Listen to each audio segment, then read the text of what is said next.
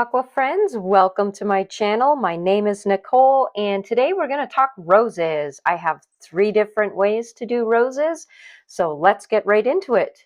So for my first easy way, we're going to make a very soft, dreamy rose, and to do this we're going to soak the paper. This is a great hack. You soak your paper for 2 minutes and you don't need tape. The paper will stick to your board and it'll stay wet for a very long time, allowing you many strokes to make this rose. So simple palette here for you guys. I'm just using red, green, and a bit of blue. And you could notice that I am starting extremely soft. I have a lot of time to build up my colors, mixing in some of the blue and the reds together.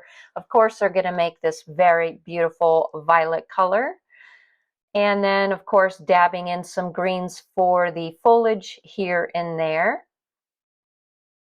So roses are made up of concentric C-strokes, starting very tight in the middle and then increasing in diameter as we get to the outer petals.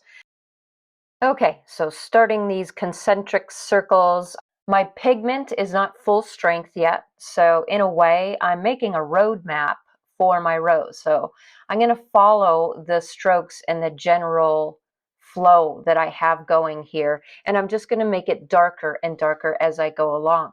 You can see that my paper is still nice and juicy wet, and we are going to have a lot of time to paint in these petals.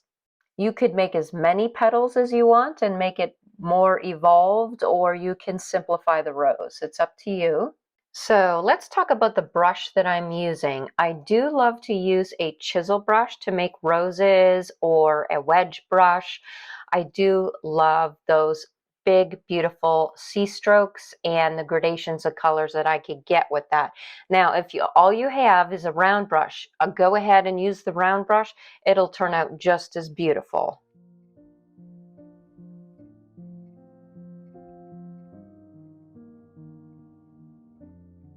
The center of the rose is darker, so I'm going to be going in with some darker colors here.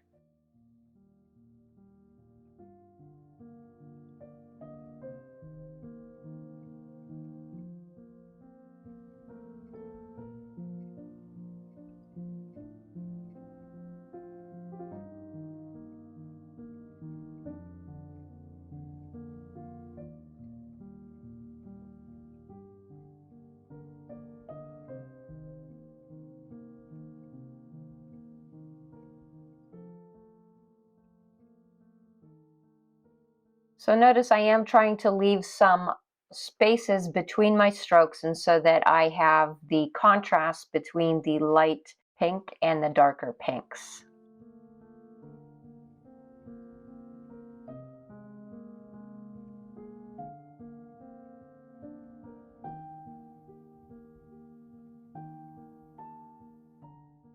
Now, if you want to lift off some color, you can do that with a damp brush and just refine some of those petals. It also helps to bring light into some areas that might have gotten too dark. While it's wet is the best time to lift.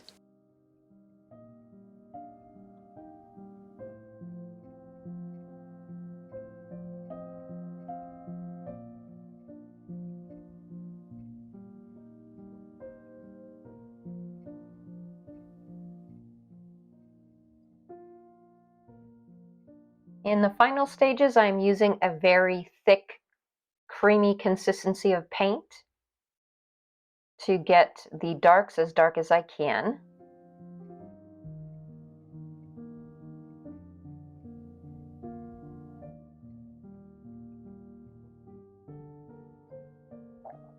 Doing some negative painting for a leaf, and as you can see, my paper at this point is starting to dry. I am just going to go ahead and take a fluffy brush to smooth out some of those paint strokes. And voila, we are done with the first painting.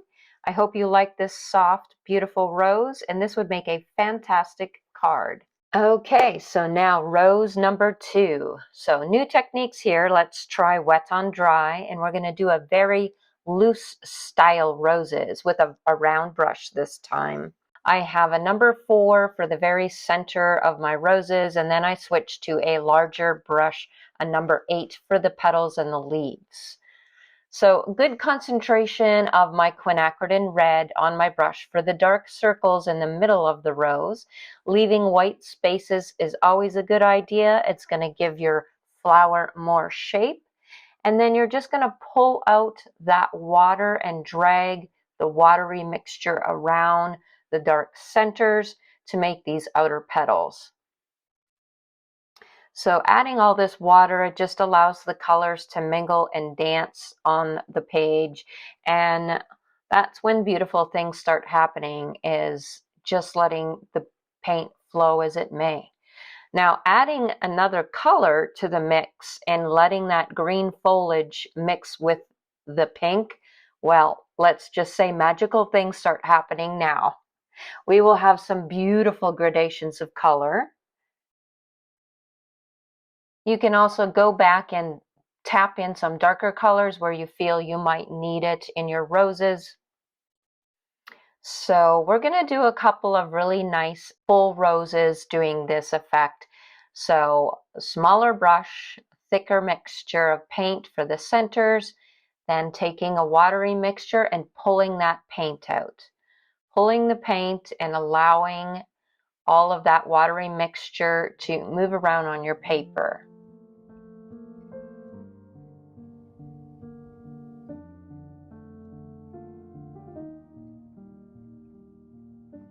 This is also a great warm-up exercise, guys. Who doesn't want to make some beautiful roses?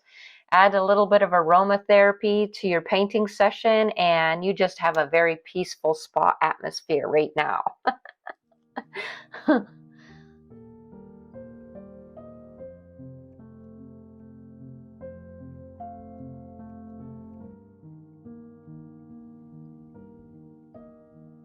All right, so looks like my paper needs one more big juicy rose there. So I'm starting off with the middle as always, bringing in that darker mixture in the middle, pulling out the colors with my larger brush and a more watery mixture.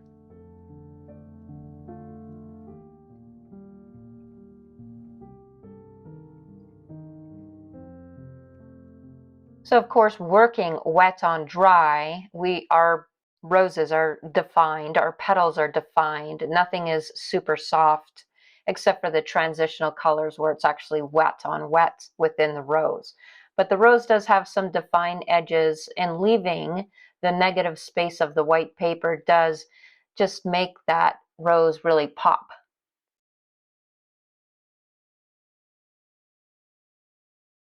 A couple of sweet rosebuds would make this painting a little bit more interesting, I think. So I'm adding in some rosebuds.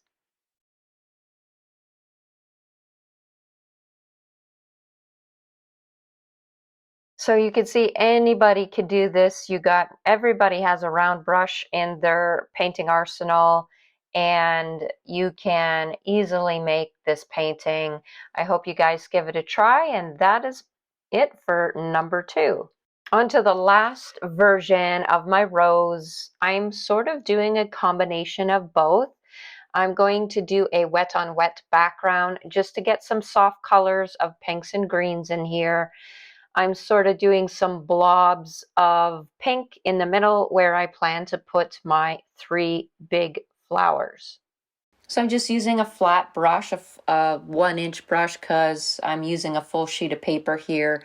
So a bigger brush for bigger sheets of paper will make short work of this background. And then I'm going to bring in my greens. Mostly it's sap green. Whatever green you have in your palette is fine. And just hinting at some leaves here and there. If your paper is starting to dry like mine, just add a little bit of water so everything still remains really nice and soft. And so this is a very impressionistic background. It's just soft and out of focus and barely have any paint going on.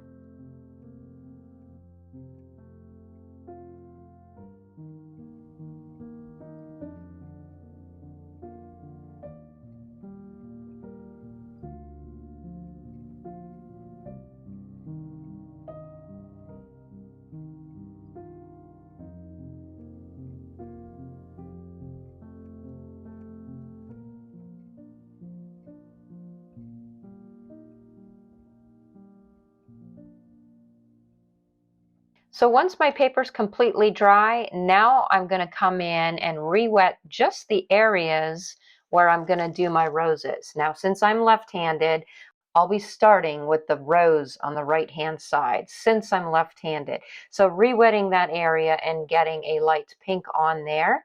Now I'm using my wedge brush. I thought I would show you guys this. It has a very fine point, and the wedge part of the brush makes beautiful C strokes, as you can see.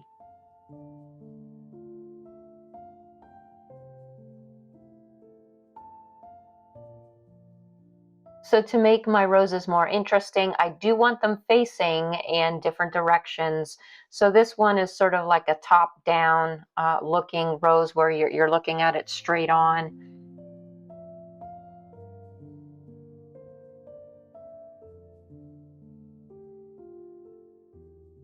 And I'm going to build up those areas in those little nooks and crannies and in the center of the rose and making those darker.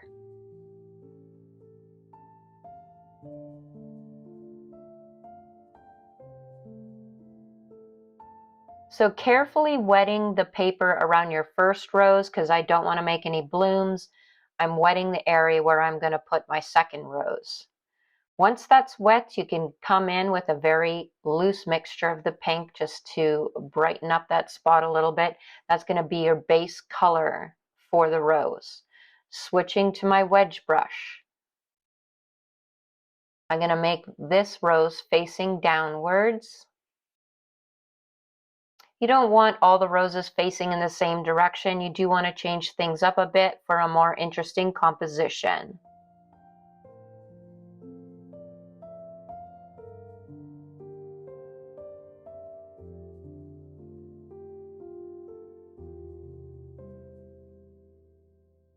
So going back over the map I made myself of those petals, and I'm going to go ahead and darken it up the petals that I need to in the middle to make that area pop out more.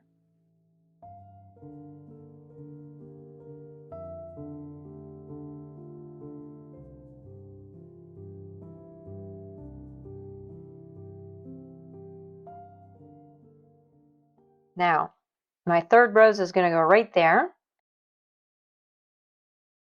Same thing, I'm being careful not to go over top the rose I just did, and I'm going to wet the area where I'm going to put my third rose. Wet it, put in a little bit of that blush pink for my background, and then changing to my wedge brush and going in making my petals. This one I want facing up to the left-hand corner of the painting.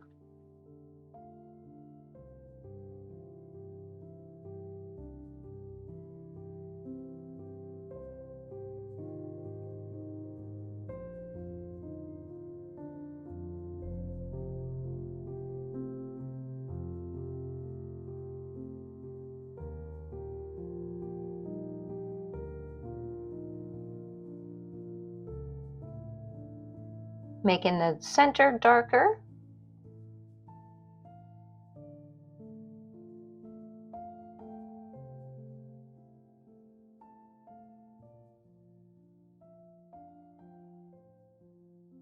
So that is it for the roses. I'm just going in with my chisel brush to make some nice big fat leaves to go with these big fat flowers.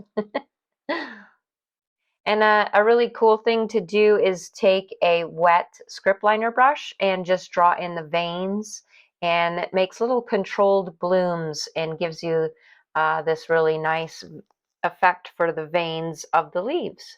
So that's the third version. I hope you guys enjoyed these roses. Let me know what your favorite was. And if you enjoyed this tutorial, you will probably really like the tutorial I did on daisies. So check that out. It's great for beginners, and I'll see you guys next week.